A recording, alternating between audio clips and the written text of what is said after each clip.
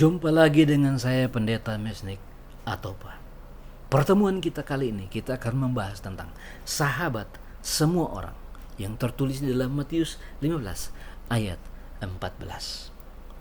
Kita hidup di dunia ini tidak sendirian, tetapi ada orang lain, orang yang kita kenal, orang asing, orang yang mencintai kita, orang yang membenci kita, orang yang dekat dengan kita, orang yang jauh dari kita, orang yang betul-betul menjadi penolong kita, dan juga orang yang membenci kita. Oleh karena itu, Alkitab menyatakan, jadilah sahabat bagi semua orang. Bagi mereka yang mengasihi kita, bagi mereka yang membenci kita, bagi mereka yang kita kenal, bagi mereka yang orang asing, bahkan bagi semua orang. Saudara-saudara, ada banyak orang yang sedang menunggu saudara dan saya agar kita hidup berdampingan dengan baik dan menjadi sahabat dari semua orang. Itu sebabnya di dalam Yohanes 15 ayat 14 Alkitab berkata, "Kamu adalah sahabatku jikalau kamu berbuat apa yang kuperintahkan kepadamu." Tuhan Allah menyebut kita sahabat. Pencipta alam semesta ini menyebut kita sahabat. Ada syaratnya. Syaratnya adalah jika kita berbuat apa yang diperintahkannya kepada kita. Sekarang pertanyaannya, apakah perintah Tuhan itu berat sehingga kita tidak bisa menjadi sahabat Allah? Ataukah kita menutup mata kita terhadap peraturan-peraturannya, perintah-perintahnya? Apakah perintah yang Tuhan perintahkan kepada sahabat-sahabatnya?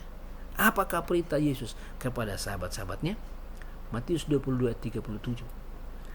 Dan Yesus berkata kepadanya, "Kamu harus mengasihi Tuhan Allahmu dengan segenap hatimu, dan dengan segenap jiwamu, dan dengan segenap pikiranmu." Ayat 39. Yang kedua adalah seperti ini, kamu harus mengasihi sesama manusia seperti dirimu sendiri. Dasar atau fondasi untuk menjadi sahabat semua orang adalah mengasihi Allah dan mengasihi sesama manusia. Kita mampu mengasihi orang lain karena kita lebih dahulu mengasihi Allah. Kita mampu mengasihi musuh kita karena lebih dahulu kita mengasihi Allah. Artinya, kasih yang dari Allah itulah yang menyanggup,kan kita untuk mengasihi orang lain dengan kasih yang sama. Atau dengan kata lain, kita tidak akan mampu mengasihi orang lain kalau kita tidak mengasihi Tuhan, karena kita tidak tahu kasih itu apa. Kita hanya mampu mengasihi orang lain setelah kita dikasihi Allah dan kita mengasihi Allah. Maka dengan kasih yang sama kita akan mengasihi sesama manusia. Saudara-saudara, mengasihi itu mudah dibicarakan, tetapi sangat sulit untuk dilakukan. Mengasihi di bibir itu sangat luar biasa, tetapi belum tentu di dalam tingkah laku dan perbuatan. Dan mengasihi tidak semudah membalikkan telapak tangan. Alkitab berkata, Yohanes 15 ayat 18, "Jikalau dunia membenci kamu, ingatlah bahwa ia telah lebih dahulu membenci aku daripada kamu." Mengasihi dibalas dengan kebencian. Susu dibalas dengan air tuba. Madu di tangan kanan, racun di tangan kiri. Apa gunanya? Untuk apa aku mengasihi ketika aku dibenci? Untuk apa aku berbuat baik sementara orang menolaknya? Apa gunanya bagiku? Apa gunanya bagi Tuhan? Mengapa harus terjadi demikian?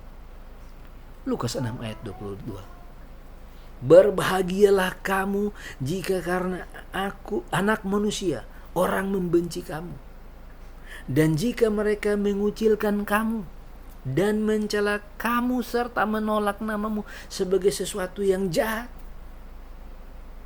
Luar biasa ayat ini, saudara. Kasih seperti mengasihi Tuhan.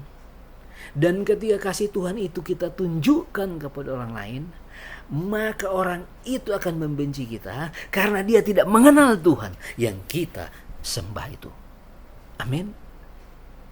Itu sebabnya dia akan menolak kasih kita itu. Dia bukan menolak kasih kita, tapi dia menolak Tuhan yang memiliki kasih itu. Itu sebabnya ketika kita memiliki kasih seperti Tuhan, dan ketika ada kebencian, maka Tuhan akan menyanggupkan kita untuk bertahan dan berdiri tanpa rasa takut dan goyah.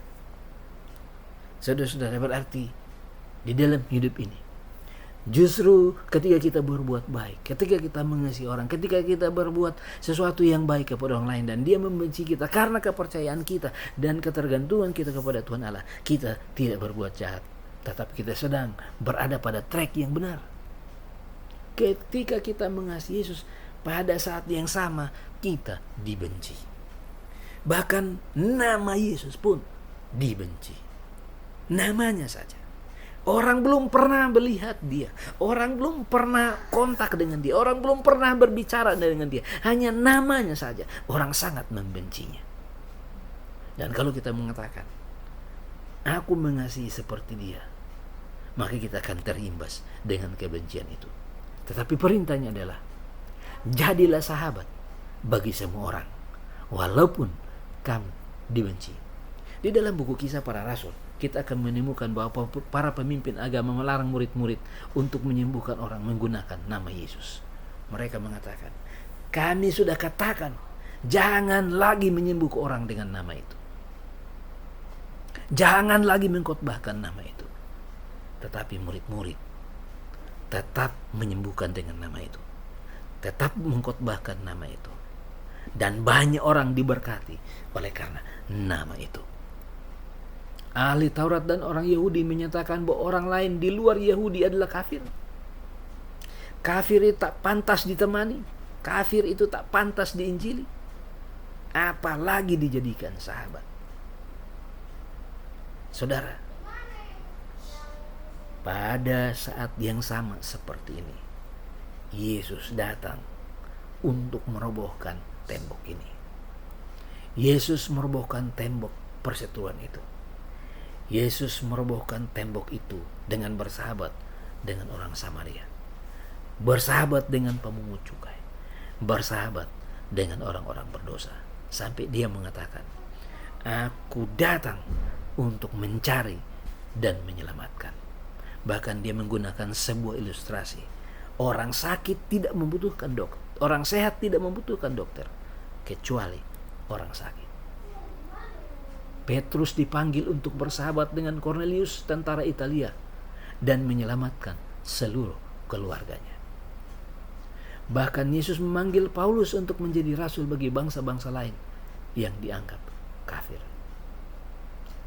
Ini rahasia menghadapi kebencian.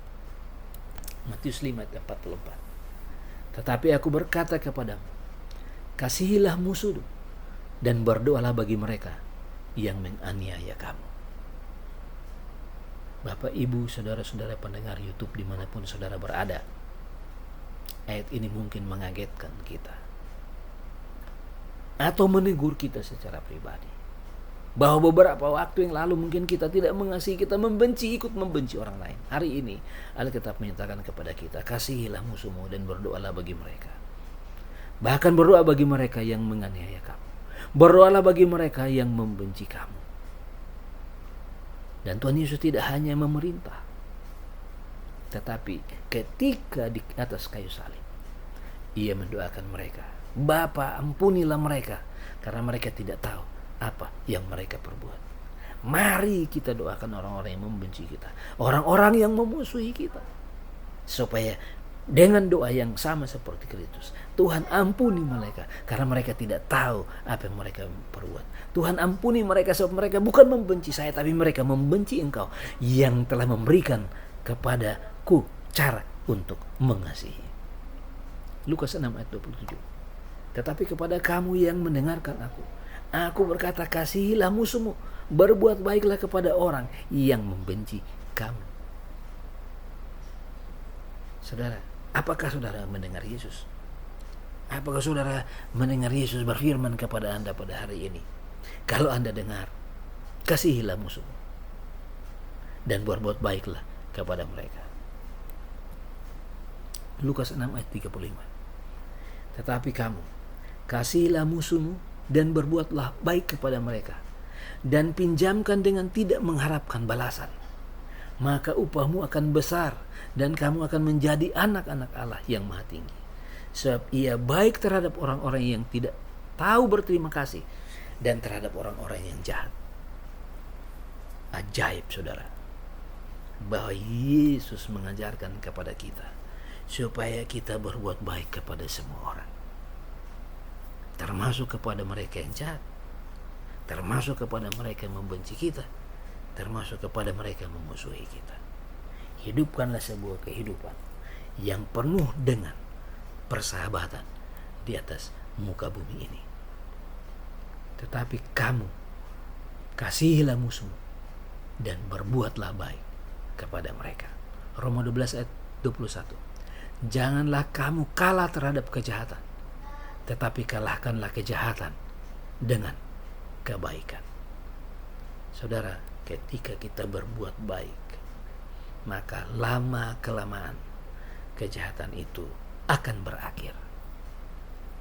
Ketika kita bersahabat dengan orang lain, meskipun mereka yang tadinya tidak menerima kita oleh karena berbagai macam prasangka, tapi ketika kita sudah bersahabat dengan mereka dengan baik, maka kebaikan akan tertular kepada semua orang.